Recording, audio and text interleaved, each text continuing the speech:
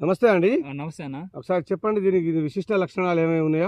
అన్న నా పేరు మాలూరు బాలాజీ, లింగెత్తండ, విలేజ్ వచ్చేసి బల్పాల, పూరి మండలం, మహబాద్ డిస్టిక్.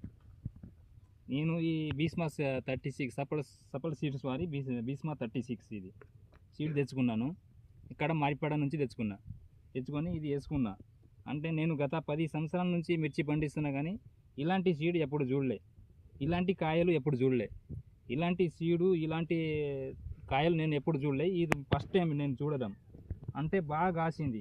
దేనివల్ల కాసిందంటే, ఇప్పుడు కింది నుంచి కాసిందన, కింది నుంచి కాస్తే ఇది మొత్తం పండు కాయలు ఎంత ఉందో పచ్చికాయలు అంతే ఉంది. దాని తర్వాత ఒక్కటి తాలు కూడా లేదు, దీంట్లో తాలు శాతం 1% కూడా లేదు.